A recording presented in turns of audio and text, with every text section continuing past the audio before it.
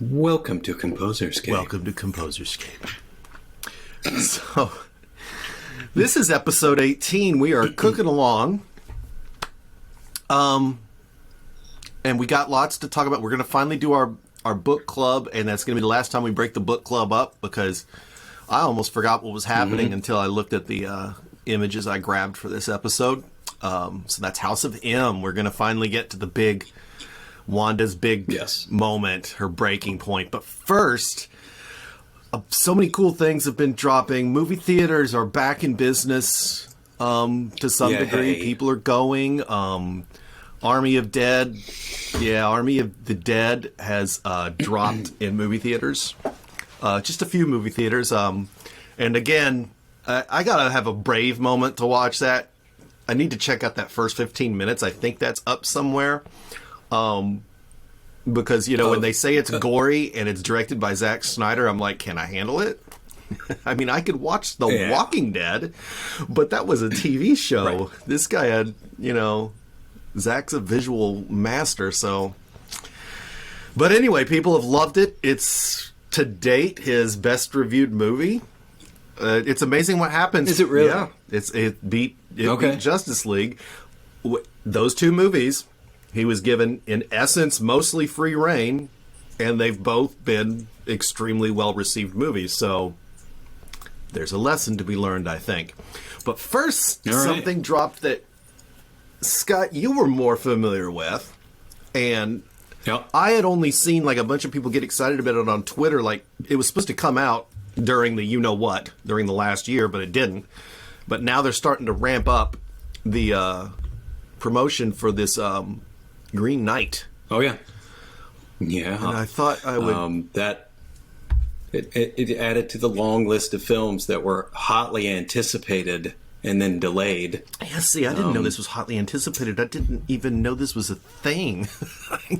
Well, I don't know. Maybe I'm overstating the anticipation of it. But, you know, those of us, if you're into fantasy, A24... has made a lot of great movies, and this is Dev Patel of Slumdog Millionaire fame, right? He's done other he's done some other films, right? I was trying to see what else. Just looking on IMDb here real quick. What else did we see him in? Not fairly recently. I know he was in the last Airbender movie they made after Slumdog Millionaire. There's something we saw him in not long ago, but fantastic actor.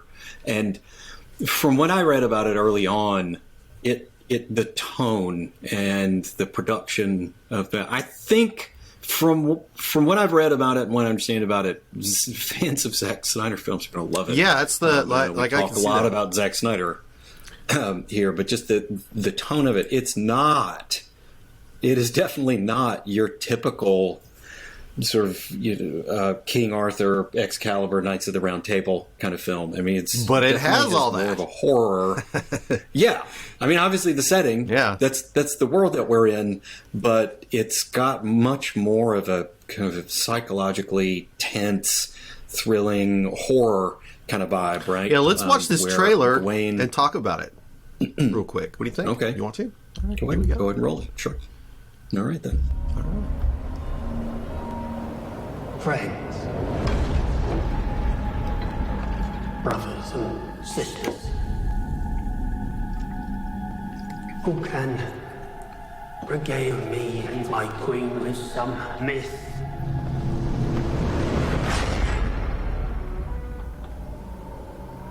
or tale?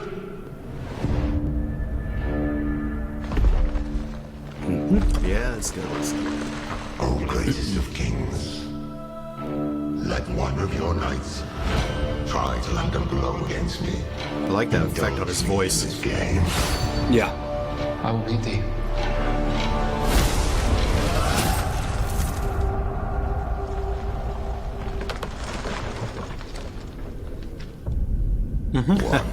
Yeah, that's cool. Yeah. Hence. Yeah, that's creepy though. Another year nearly gone already. I think this is Gawain, right? Is it not just a game? Yes. but it is not complete. You will find no mercy, no happy end. Why do you stop me? Your doom is at hand.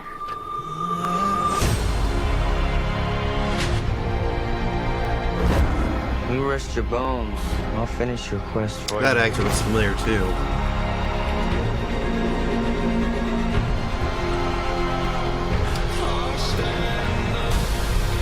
Joel, this movie stars Joel Edgerton. Oh. Sean Harris, I believe, is King Arthur, the voice that we heard a minute ago. There he is. Ooh, that thing's freaky. And that was Aaron Kellyman, by the way.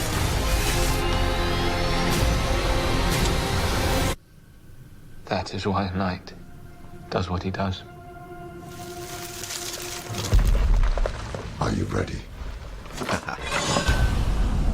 The sound editing for that is extraordinary. Right? Well, this will be the next thing. It's a preview. But yeah, that's that looks epic. Yeah. Yeah. July 30th. We've gotten it's funny, we've been fed well with King Arthur stuff that's not actually the King Arthur story per se. I mean, if you think about Aquaman was literally a remaking of the King Arthur legend. His name is literally King Arthur. He's got to go get the magic weapon and then become the king. Yeah. Right. Justice League has always been they literally, in the comics even, have a round table they all sit around. So they've always been the Knights of the Round Table. And then this. And we've had King Arthur stories, and I know probably some of our pool of subscribers or fans of the Guy Ritchie King Arthur. I haven't seen it. It looked a little Guy Ritchie to me. But then again, he did do Sherlock Holmes very well. So, I don't know. Maybe I should give that a shot. Have you watched it? Oh, yeah. Are you talking about the Robert Downey Jr., Jude Law? No. Yeah, that. Sherlock I'm films? talking about Guy Ritchie's King Arthur. Oh. I think I missed that one. So frankly, the question I have, well, me too. Well, maybe that should be you ever take time to I'm going to give this movie a chance. We did that with Jupiter Ascending and regretted every bit of that 2.5 hours we lost in our lives. But did you? Yeah. That movie was so boring. Yeah. It was such a shame. It was pretty, but it was... There was just enough story that it kept me, kind of strung me along, and I was so unsatisfied. Yeah, I was like... at that last episode. So Oh, no, I'm talking about Jupiter holes, Ascending, the... Yeah. Coen brothers. Or okay. Not the Coen brothers. Wachowskis. The Wachowskis, yes. Wachowskis. Yep. Yeah. I thought you warned us too. You warned Jupiter's my wife Legacy. and I. He's like, "Don't watch this. It's not worth your time." We're like, "Well, we'll give it a chance," and we gave it a chance. And Jupiter Ascending. yes. Yeah. So back to the. It was not. Back to the Green Knight. There's a couple things, and I'm trying to remember.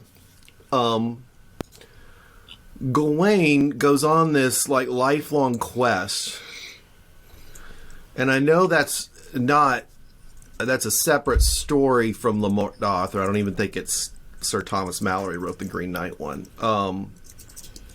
But if he's on this quest, you see that one scene of him wearing that weird crown that Arthur was wearing, and I wonder if he's gone during the big battle, if they even have that in their story, the big battle between Arthur and Morgan Le Fay and the Golden Boy and all of that, where Arthur dies and they throw Excalibur back in the lake. And when I do seem to remember that from high school, the Green Knight goes on this quest and he's gone his whole life. It's a life quest. This movie, I feel like it's going to cover a long time, or maybe not. Sure. There's a lot of I know there's the original source material for this is literally hundreds of years old. It's one of the original few surviving of the Middle English. Like you said, you already mentioned this. Just Wikipedia. who knows how accurate this is, but, according to Wikipedia, who has any reason to lie about these things on Wikipedia, right? Seriously, late 14th century illiterate poem, Sir Gawain of the Green Knight, which survives in only one manuscript, with other poems by the same author, the so-called Pearl Poet, who was a contemporary of Geoffrey Chaucer, right, who wrote the Canterbury Tales, the Gawain poet, or less commonly known, the Pearl Poet, who wrote Gawain and the Green Knight.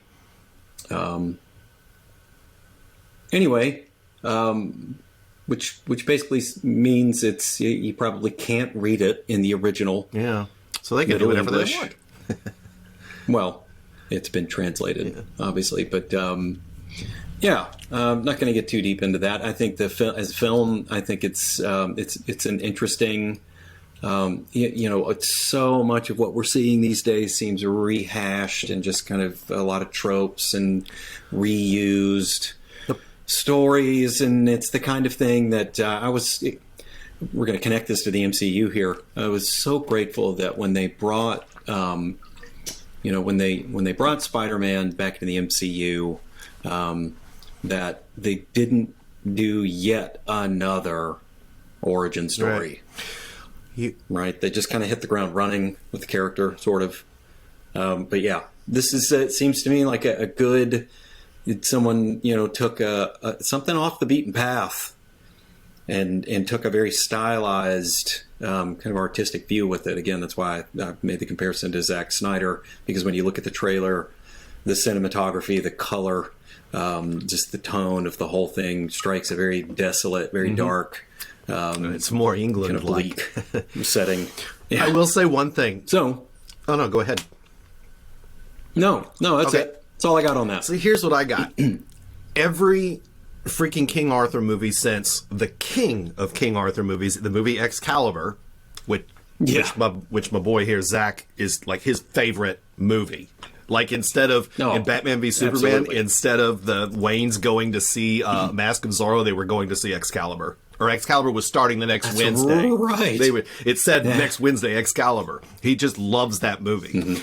But the mistake every Arthur movie has made since then is they've taken the magic out of the world. Excalibur was perfect. Merlin was a wizard and did wizard things. Morgan Le Fay was a sorcerer and did sorcerer things.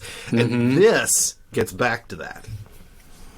Yeah. And that is what I'm excited about. Yeah. I want to see King Arthur. I don't care about a realistic version of King Arthur. It's kind of like Nolan did that with the Batman. He made a realistic, semi-realistic Batman in a Batman world, right? That's cool. Yeah. I'm done with that now, though. If they're going to do that again with the Batman, with Pattinson, I'm sure it might be executed well, but it's been done. It's been done to perfection. Yep. But in this case, King Arthur never worked in a real world. I don't care about it. I want King Arthur with a magic frickin' sword. Sword and magic helmet. Or whatever. Spear of magic. Spear of magic helmet. So, yeah, I'm super excited for that. And I didn't catch the release date because I stopped the video too soon. But it's this year, right? The Green Knight? Yeah. Yeah, July 30th. Yes, I will be totally immune by then. Awesome. I'll be totally immune by the first week of June. So, continuing on our green theme. And this is a quick one. Oh, no. If this AirPod comes out, it's going to screw up the sound because it shuts off immediately. Okay, I think I still hear you. Good. What we've been sitting there staring at, because I made the slide real quick and wrong, I didn't have a break between it, is, you see, this is Zack Snyder. He did and it was kind of a last-minute decision at a screening in somewhere in L.A. of Army of the Dead, which we mentioned earlier. He showed up to give a talk at the end of the movie. And as usual, anytime he's anywhere since, I don't know, when did Man of Steel come out? 2015, 2016, something like that? Sounds right. He's the face of DC, whether or not Warner Brothers likes it or not. So everyone's been asking about Wayne T. Carr playing Jon Stewart, because he looks so perfect for the part. I mean, he looks like he even got the haircut. So everyone's asking Zack about this, and then this exchange, I don't know what led to it, and we're going to get a bit of low volume context, but just check this out. It's not our business, all the green. It gets louder, of course. Presumably he's scrolling through the photos on his phone. Yeah, I would love to get hold of his phone. He's looking for an image, right? Yeah. It's his personal phone. He's got screen captures and stuff saved on there. This was a big surprise what he showed everyone here.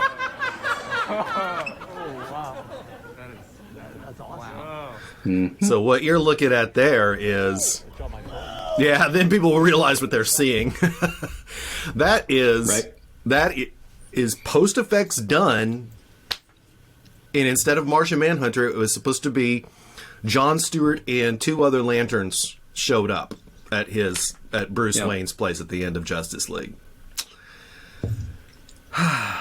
Boy, and then he also in interviews talked about his future plans. There was supposed to be 2 versions of John Stewart. There was supposed to be John Stewart helping when Darkseid uses the old ways and invades with his armada, and the Green Lanterns would help with that.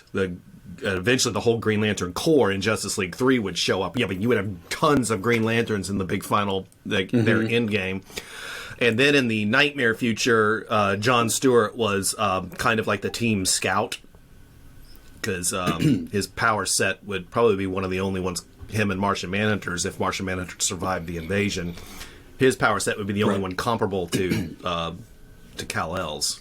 So, oh well, who knows? Zack has still been very positive. He's like, who knows? He's like, an interview came out since the last episode we recorded where Zack said that Warner Brothers has been very anti-Snyder, and he said that they've been very much no to any more Snyderverse. He said, but you know what? They said the same thing with the Snyder Cut, so who knows? And that's all I got. Those were the big things. I'm sure I'm missing something.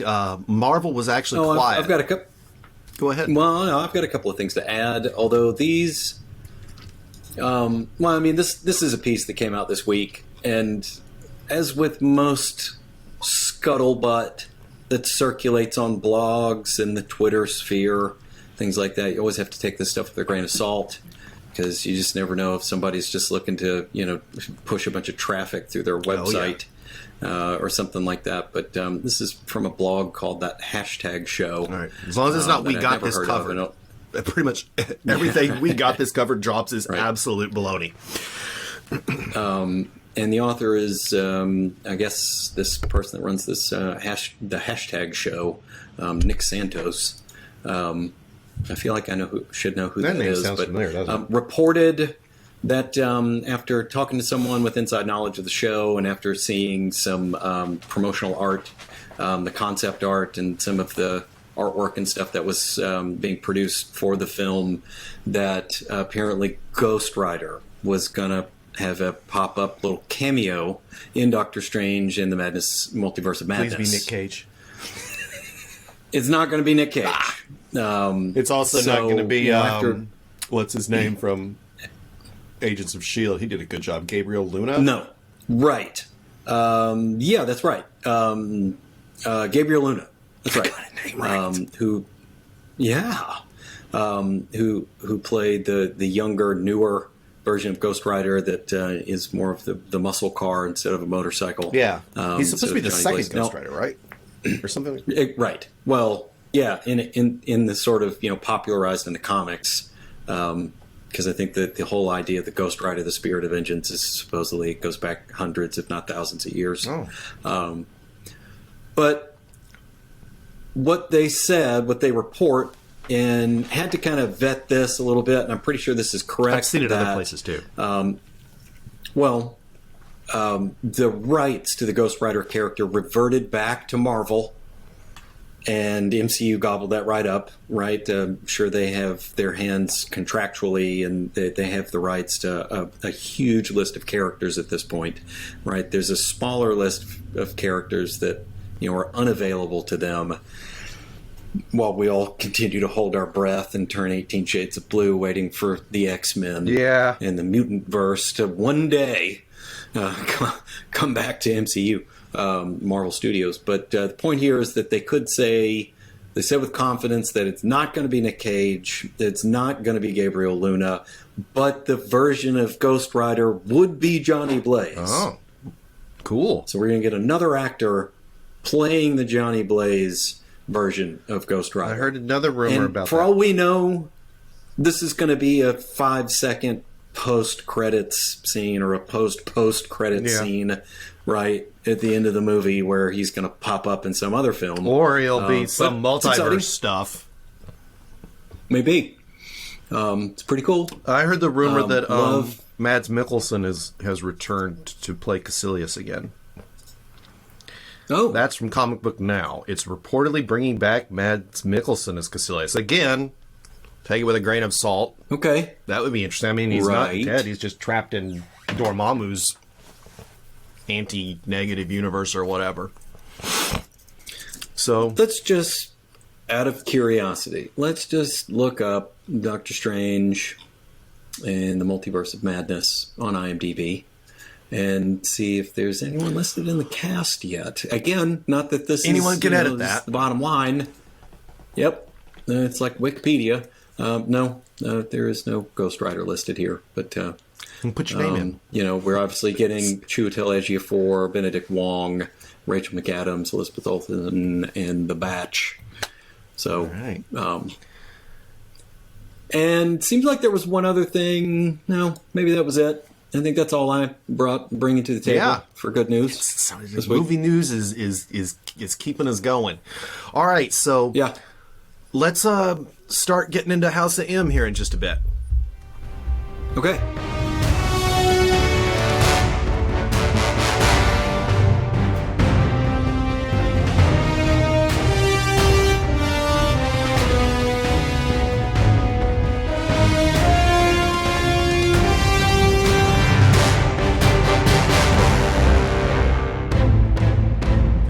Yeah, so I got excited and just read the rest of it a few weeks ago. We got a little sidetracked with all the things going on. Sorry for the wait. So that everything hits the fan. They got the team together, and then I think so. We left off. We finished issue 4, and then they went in issue 5 and had it was a very interesting. I think it was issue 5. They tracked down everybody. They continue. They got to get the team together, right? Yeah, it's like an episode of Peter the Parker did. Peter Parker had a rough go of it. He had a very Bruce Wayne reaction of, my uncle's dead and my wife is dead and Mary Jane isn't. And I was like, what's going on? What we get or Mary Jane was not dead. And, we're going to finish this out today, so we'll bounce around just a little bit story-wise. But what you come to learn is in the process of waking these folks up, and then even later, as the world reverts, because this is basically they're going to go figure out how to turn the dial back here and get things. They're looking for a reset. That their memories of the entire experience for the people that are there in close proximity, the people who affected this the most, the main protagonists in the story, they end up with essentially 2 sets of memories, which has got to be traumatic just in its own right. Right. Truly. But Peter, I mean, there's many characters in the Marvel universe who have lived and gone through trauma and heartbreak and tragedy, loss of loved ones, right, and all this. But Peter Parker just stands above, in a way, so many other characters. The amount of strife and adversity and just the heartache. And, I mean, his life is just... He's their Bruce Wayne. In a way, yeah. But he's just trying to do what's right. And... the media and the newspaper that he works for and everybody, it's just public opinion. Like, everybody hates him. Not everybody. I mean, truly, I think that's the irony with Spider-Man is like so many of the citizens of New York, they love him, right? But the Jonah Jameson's always trying to turn him into a criminal, and the cops, brand him a vigilante, and they're always trying to, hey, wait, and they're pulling their guns on him, even though he's like, I'm trying to help.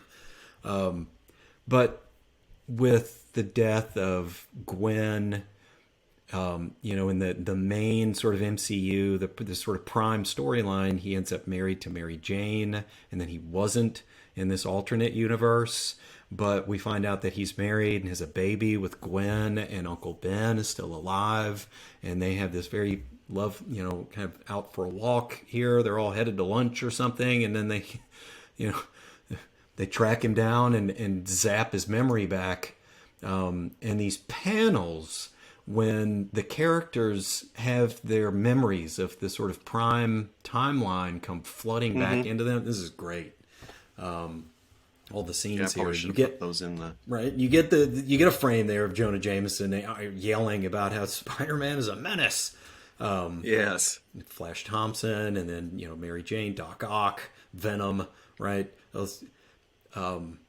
His marriage to Mary Jane, Aunt May, and so he is emotionally crippled by this entire experience. And we'll probably say another word about that later as the whole thing comes to a head. Yeah, Scott just barfed. Not you, Scott.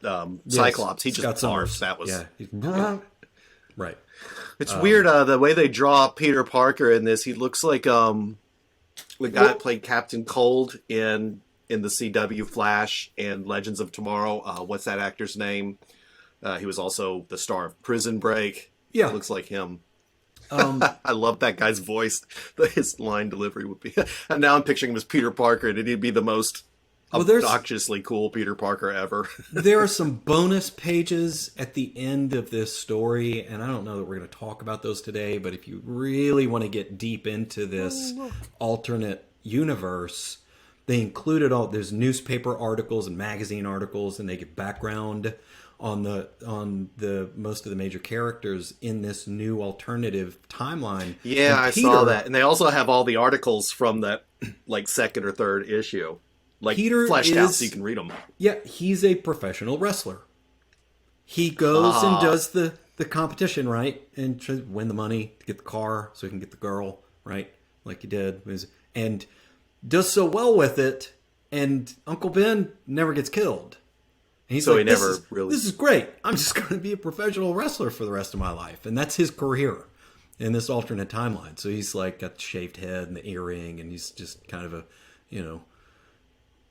but he just breaks down. He ends up on a rooftop, and Logan's got to go chase him down, and he's in tears, literally, just snaps. I guess Logan is the one that could say he had a more tragic existence. Yeah, I mean, Logan's one of the few people in the MCU that's does it not matter how bad you think you've got it. Right. Logan is just, he's a piñata for physical, psychological, and emotional punishment. Logan's one of the few people who's been through so we get this kind of frame by frame, not nearly as dramatic as some of these other characters, but Doctor Strange, Kitty that's Pryde, an important one. Yeah, Miss Marvel, Captain Marvel, who's in her old school Miss Marvel kind of the stripper outfit. I think I made a comment about that in a previous episode. Bendis and Bendis is the story though. The artist for this one is definitely had a good time with the ladies. Well, that's Miss Marvel in her previous iteration. Yeah, she used to look like that for many years. And then let's see, Matt Murdock. We get Daredevil, and we mentioned this in a previous episode, right? Because in the beginning, Logan tries to track down Steve Rogers, and he never went in the ice. Yeah. And he's just an old man, and they go to wake him up, and they're like, just leave him alone. He's not going to offer us much help anyway. Just leave him alone. And so they finally get the whole cast of characters back together. They got all the Avengers that they can find, all the X-Men that they can find. And so they all basically meet up and say, okay, what's our plan here? And as usual, their meeting doesn't go well. Yeah. But it actually works out in the end because they needed these people's help too. Yep. So you've got Jessica Drew, aka Spider-Woman, Rogue, Mystique, Raven Darkholme, and Toad, whose actual name I don't think I've ever I don't know. He's probably got an actual name. I've never. And Toad is an interesting character in that he's, an old school Brotherhood of Evil Mutants, right? The Brotherhood of Mutants, one of Magneto's classic lackeys, who has gone through several iterations. This is super off topic, but he's a character that you go through the comics from time to time, and he's kind of gone through. People have drawn him differently over the years, unlike characters like Nightcrawler, who's relatively unchanged from his inception all the way till just modern sort of depictions of him. He always looks like that. So they show up ready to break up this what they see as some sort of terrorist cell, right? And Logan's flipped a switch and lost his mind, so they're going to bring him in and they're going to arrest all of these folks, whatever it is they're up to, and they get whammied. Right? And suddenly, they're all like... Spider-Man seems to be enjoying himself the whole time. Right. A little bit of... Well, again, one of the... I don't know if it's a virtue. It's one of those things that frequently annoys other heroes anytime he does a team-up in the comics because they think his mouth is just annoying. Do you ever stop talking? With Spider-Man, one of his, I think, virtues is the fact that he has such a strong sense of humor, and he just tries to keep himself going. And it's one of those things. I'm going to have to point this out. For twice in this episode, I am going to manage to link conversation about House of M and Marvel Comics and Spider-Man specifically to Jim Butcher and the Dresden Files. It's one of the elements of Spider-Man that I think Jim Butcher has strongly borrowed and has layered onto the character of Harry Dresden. His snark foo is unrivaled.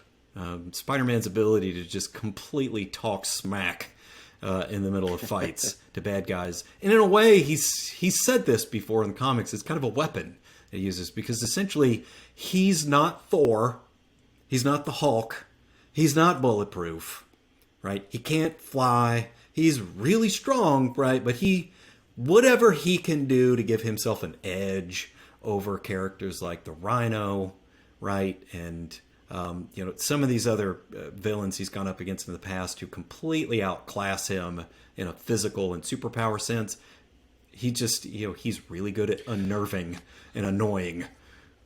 That's interesting. You talk about his ability set in that the, I love spring. In his ability set, the Russo brothers seem to, and the writers for Infinity War seemed to believe he's a little bit possibly on the higher spectrum of power in that the famous Marvel healing factor. Oh, right. He apparently in the MCU he does apparently possess that because that's the reason. Yeah, that's the reason he, like when everyone else got dusted, he was able to hold on just long enough to have the "I don't want to go" the scene with Tony Stark. That's interesting because I've heard one other theory about that, and I have no reason to think that there's nothing in the film that makes me think, oh yeah, right. But I heard someone once say that they thought it was because of his spider sense. He could feel it coming. Like he could his spider sense kicked in. He's like, something's wrong. So I'm about to die. I don't know what's happening. And somehow he was able to, just through willpower, he's like, or paranoia, right? The spider sense. And he could somehow hang on a little longer. Your explanation makes a little more sense, maybe. But I mean, it came from the writers, and that is just how they imagined it. They just wanted to have a dramatic scene. Yeah. Which every time I see that, it reminds me of David Tennant's Doctor Regeneration episode because he said, "I don't want to go as well," which was yeah. So anyway, back to the house. Okay. All right. So we got everyone with their memory back, and then it's getting to the thing, and I've just been waiting for this that cracks me up. They have a lot of exposition. They talk about what they got to do, which is going to lead us to Genosha, of course. Mm-hmm. And I just have to laugh that the decision that's made, and it's jumping ahead a bit, that they decide they got to they're still a small team, right? This is not like the Avengers Yeah. Endgame, Avengers Assemble moment. This is like, presumably like they've 15, 16 people. Yeah, maybe 20 tops. Yeah. They all jump on a helicarrier. Well, what's the plan? Well, everyone is pretty certain that all of this is on Magneto, right? Which is is a true plot twist of this story. Yeah, we'll get to that in just a second. And so we break to Genosha, and again, we've got some very poignant, subdued scenes of Magneto, who just looks depressed, right? Yeah, we find out why. And so, from a reader's standpoint, we can actually make an assumption here, like, I'm not really sure Magneto had anything to do with this, and think he knows none of this is right. Right. And then they just casually show him going into this the garden, little garden, the memorial, and then we get to see this memorial to Xavier. Right. So we thought, and we thought, along with the people invading, that they're coming to rescue Xavier because he can help them stop Wanda. Right. Well, that ain't happening. Which they discover later during the big battle. Well, they do have a conversation about the fact that the one person on the planet who could conceivably help Wanda pull this off would be someone who could look into the minds of everyone on the planet, or at the very least, these most important central characters, and say, give everybody exactly what they want. And that would be Charles, right? Yeah. Professor X. And so they know Magneto's got to be behind this, and he's got Charles somewhere. And they're going to go get him, right? They're gonna suit up. Let's go. We're going to kick Magneto's teeth in, and we got to get Charles. We're going to get Professor X back. And so, as you already mentioned, I love this. They steal a helicarrier. Yeah. Right? And then they park its ass right by the moon. It's like, we're here. Wouldn't those things be loud? And that's mostly And then there's also some big, royalty thing happening, and Victor Von Doom is there, and all the who's the who of evil. Yeah. So, Victor Von Doom, Namor, right? It's like I don't know what to compare it to. It's like some sort of royal festival, right? It's the House of M, the Magnus. And so now you get this scene with all of them just hanging out in the mess hall, right? There's a commissary there on the ship. And again, you get these little bits of dialogue with the characters trying to make contact with people in their real lives, right? From sort of primary reality. And, Luke is trying to get Jessica Jones on the phone, and she doesn't pick up. And, he's kind of talking to him about, Mary Jane, Gwen, like, how you feeling? How you doing about all this?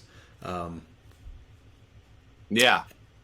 I liked Luke Cage's character in this. The way he's kind of like the one holding everyone together, him and Logan. Yeah. Scott Summers, a.k.a. Cyclops, falls into his traditional role as a kind of a team leader. He's a strategist. Does really good job of kind of coming up with a plan, saying, "Okay, here's what we're going to do." And this is a lot of exposition here again about some of the characters and what they've been through, what their intentions are, what they feel like they're going to have to do when they get there.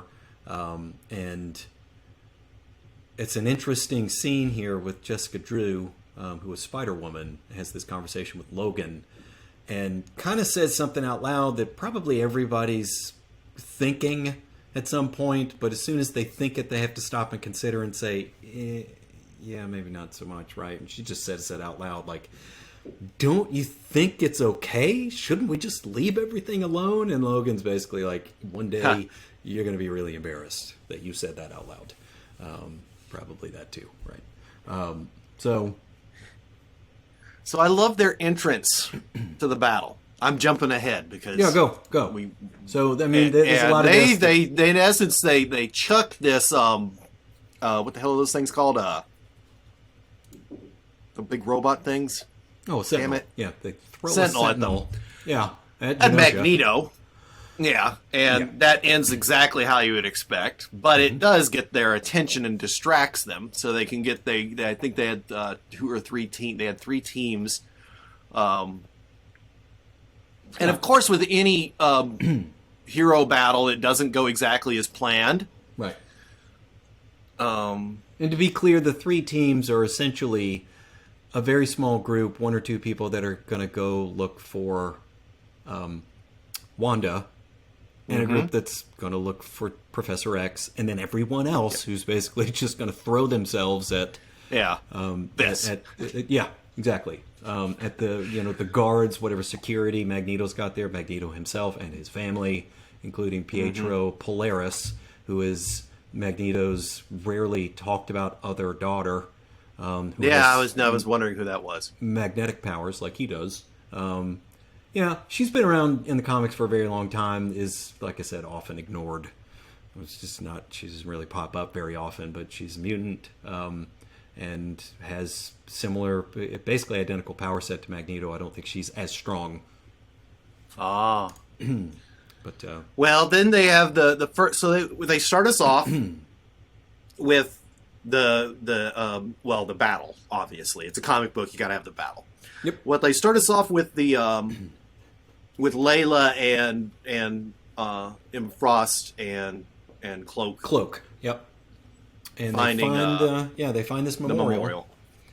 And at first they're heartbroken, but Cloak dips down into the grave, essentially. He kind of floats down into the shadows underneath there. There's apparently some sort of cavity or something all down the ground. He said there's nothing there, right? There's no body. There's no it's empty.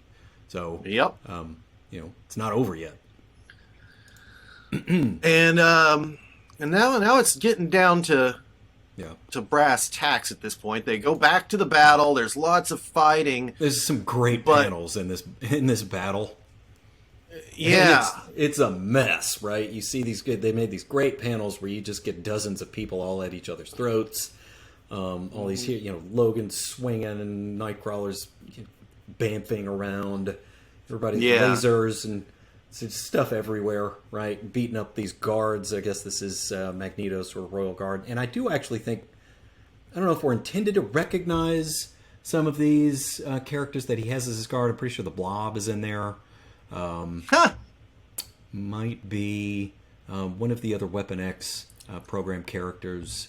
I'm trying to remember. It looks like in this one panel, Blob's got his hand around Matt Murdock's face. There's some others in here. I don't know if that's supposed to be Sunspot's hand there. Is Matt Murdock in his costume? Because I'm missing Matt Murdock. He's in a coat. And if you can find on the right-hand side of the panel, there's a very large, obese-looking man with giant hands, right? I'm sure that's supposed to be the Blob. Is that the panel I have showing in the... Yep. And on the right-hand side, sort of halfway down in oh, yeah. He's got his hand as we're reaching around. Oh, yeah, I know what. You know something funny? The way they draw him, I kept thinking it was Constantine, but that is the wrong universe, multiverse, omniverse. Right. Constantine would be very helpful. He probably could have prevented this whole thing. Maybe. Doctor Strange does his best, though. Constantine would have cheated more. Yeah. So then Doctor Strange kind of, is this his astral projection that he's doing here? Okay, so he's going to go try and deal with Wanda. That's right. Because he was apparently helping, I remember from the first issue, he was trying to help Xavier find a solution. And Wanda's in there playing with her fake kids. Something interesting, I don't know why they make a big point out of this, but there's several frames in here that Rogue is just plowing a trough through this battlefield and makes a point to actually say, I normally, she's sucking up powers off of everyone she can get her hands on. She's grabbing people and punching people left and right. She's just soaking up power from everybody, and she's flying and shooting energy and doing all this stuff. And she's like, I don't normally do this, but we're playing to win. So she's like glowing, and it's got a dozen different power sets that she's absorbed. Oh yeah, well, didn't they have a conversation on the helicarrier saying, "Look, we normally would pull the punches, but we're not this time. If someone has to get killed, someone has to get killed." Exactly. And so we get so Pietro, right, enters the fray and happens to notice there's what appears to be like a simulacrum or something, right? Some kind of an illusion, right, where he thinks it's Wanda, and Rogue lays the smackdown on her, and they end up, there on the pavement, and Pietro runs up, and he's like, "What did you do to my sister?" And she's literally coming apart, and it looks like little Lego Tetris bricks. She's disintegrating, and it's not actually her. It's an illusion. Because, meanwhile, Wanda's off in the kids' room playing with Tinker Toys or something. And then the good doctor shows up and is trying to... very politely, very diplomatically, having a conversation with Wanda, kind of the way you would with a crazy person. And then maybe the one person whose memory they shouldn't. And apparently Wanda had no idea what's going on outside, so she just cracks open the wall and takes a look. But maybe the one person whose memory they shouldn't have given back was one of the people that, is supposed to be dead. Right. And that's and maybe we can assume that so many of the Avengers, for whom, we're giving everybody what they want, right? Even Wanda. And what you just mentioned is a very important component of this story. What happens here is that Wanda is unaware. She has no idea what's really happened because she included herself, whatever spell she cast to create this new world, she included herself. In other words, kind of like WandaVision, yeah. Yeah.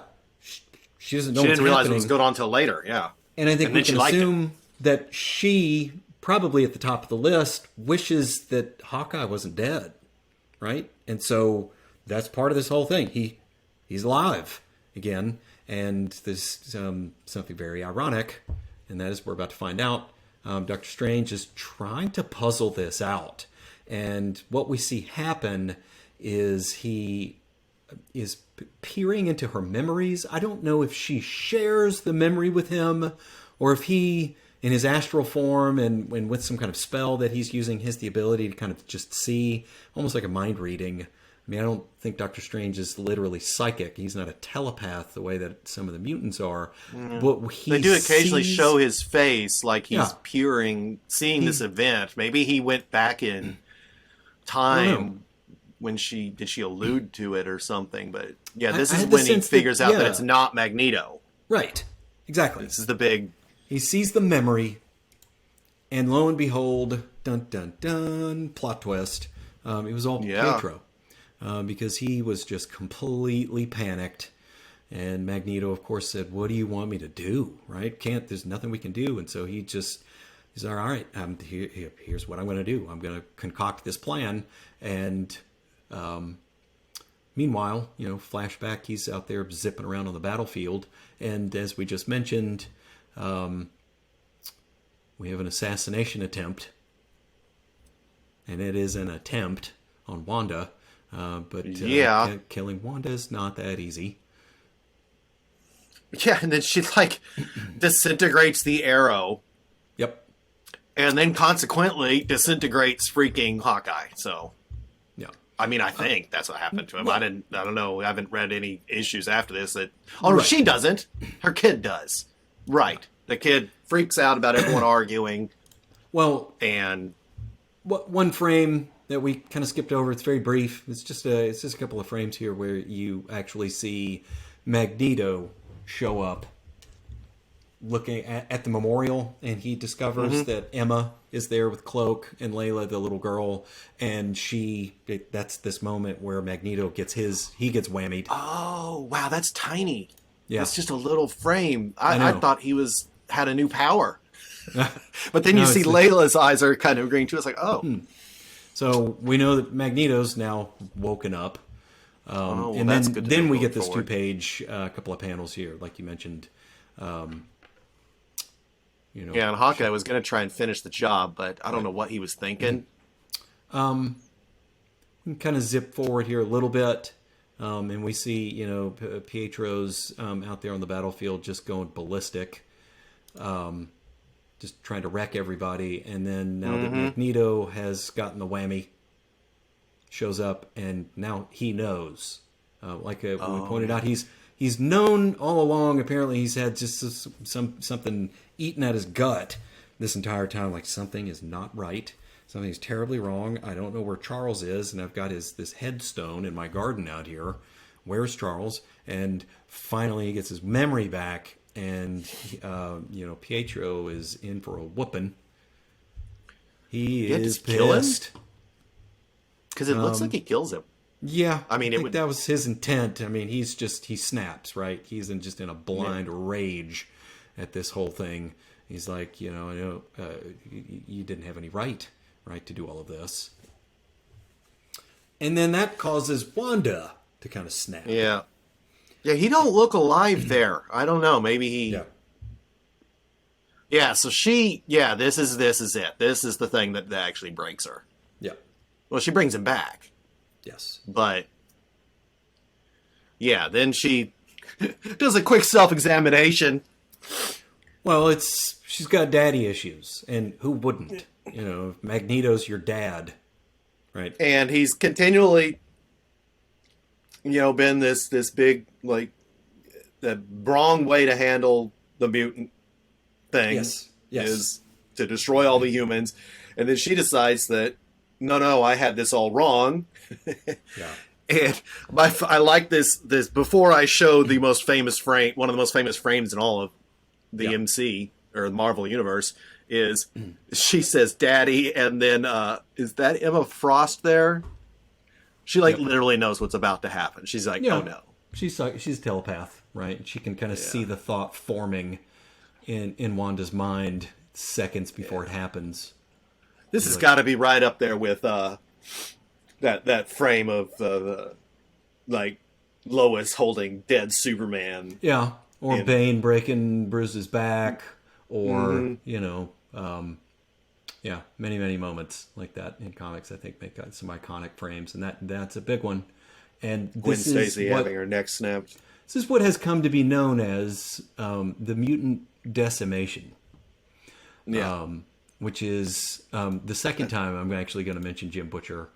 Because I don't recall which of the Dresden Files novels it is where he actually points this out. But you know, Jim Butcher's a great author. He's a writer, big on language and words, and as is the character Harry Dresden. And it's funny because I consider myself in this same camp. You know, it's important to know the meanings of words, and decimation is one of these words that at some point popular culture mistakenly became synonymous with devastation or destruction, right? Just a sort of wanton, you know, a leveling of things, just a completely wiping something out. And that is not the definition of the word decimation. It literally means a tenth of something. You look at the prefix on the word, deci, and it goes all the way back to the Roman legion. It was a punishment, I think, for legions where 10% of a unit or a company of soldiers would get removed from duty or even executed, I think, for failure, that kind of thing. So it literally means 10%, removing 10% of something, and that is absolutely not what happens. In fact, the speculation is that the opposite of that happened. Yeah, I was about to say. Somewhere in the neighborhood of 1 to 10% of mutants remain powered, right? And essentially the spell that she casts resets reality. We get a hard reset right back to where we were before any of this story began. And, you know, the frames that follow, the story that follows is really heartbreaking. Oh, yeah. I mean, yeah, the whole last issue is the consequences of who has their powers and who doesn't. Yeah. And then everyone that remembered in the alternate reality apparently remembers in the unalternate reality. Yeah. And it's just the characters who came into contact with Layla. With Layla, yeah. And they speculate that it was just those of us who were there at the island at the end when she cast the spell. And I kind of thought, well, that's everyone who came into contact with this kid, right? I don't know why they didn't explain it that way. Everyone that Layla used her whammy on and woke them up so that they could remember, are the people who now have this kind of residual set of memories.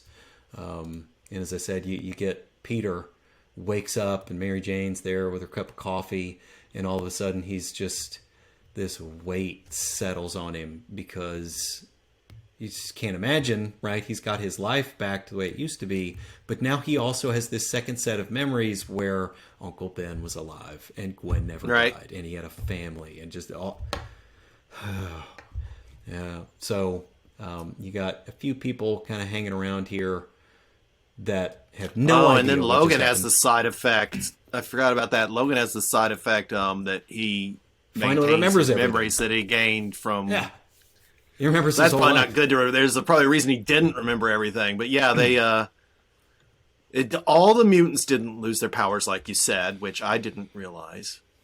Well, Beast is probably like, damn, why didn't I? No.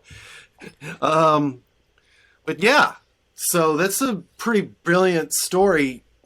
We went a long time, but okay. it's and in that whole, they do this whole last issue, and at the end, who is this showing up? Oh, Iceman has lost his powers. Yes. Yep. That's kind of a big deal. He's one of the big, strong ones, right? Yes. He is one of the few Omega level mutants. In the Marvel comics. Now, what's interesting about this, this is a long plot thread in the X-Men continuity in the comics. And it takes many, many years for the writers to kind of, they negotiate with this. There's this kind of dark age, this period of near extinction for the mutant verse, and the writers, it is a window through which several characters are created and introduced into the X-Men canon. The mutant messiah, Hope Summers, who is an alternate reality, I think some sort of alternate future child of Jean Grey and Scott Summers, and well, maybe she's a foster or like a not a surrogate, but I can't remember if she's their actual biological. I don't think she is. I'm thinking of a different character. I apologize, you guys, everyone listening that's yelling at me right now. Got Hope confused with the actual daughter of Scott Summers and Jean Grey. Hope was one of the few, or maybe possibly the first mutant born with the X gene after all of this happens. Mm-hmm.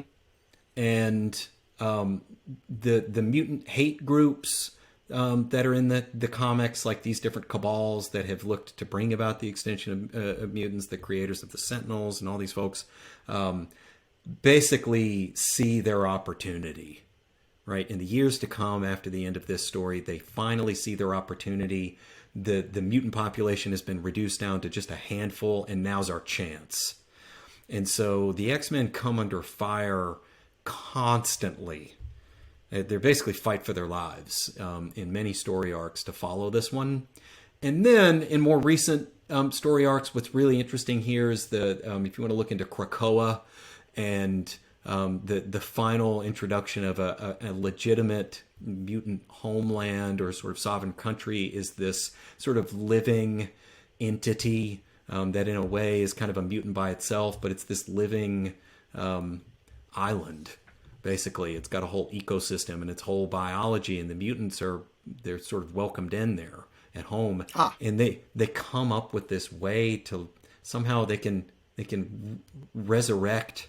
Or like you can become reborn in these sort of weird these pods. They can essentially clone.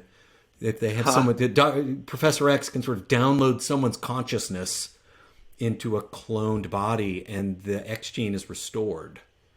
Right, so you get a reintroduction of some characters who were powerless for a long time, who have been reintroduced into the X-Men. So they never retconned the retcon, huh? Not really. They just came up with a way. on Infinite Earths turned everything into one Earth, and then they split it back out into the multiverse within a couple of years. Yeah. So anyway, the multiverse works better for writers, I think.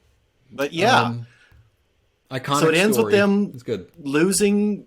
They don't know where Wanda is. That's right. Magneto doesn't know where Wanda is, and there's that scene with Wolverine threatening him with his claws, and Wolverine's like, "Oh, you must have lost your powers over metal if you're letting me do this." And he's like, "No." Yeah. And then we see before her that- dressed like Red Riding Hood, and like, what was she supposed to be in, like Italy or Greece? Was that what they were implying Maybe. with that zoom out? Or Latveria, or some other fictional. Yeah, country. it does look. Before it that does scene, though, I wanted to put we forgot to mention that Hawkeye, the security cameras at the old Avengers mansion and stuff goes off, and they wander down there, and what they find is an old Hawkeye uniform with a bunch of arrows pinned to the wall in the article, newspaper article about how Hawkeye is dead, and what does this mean?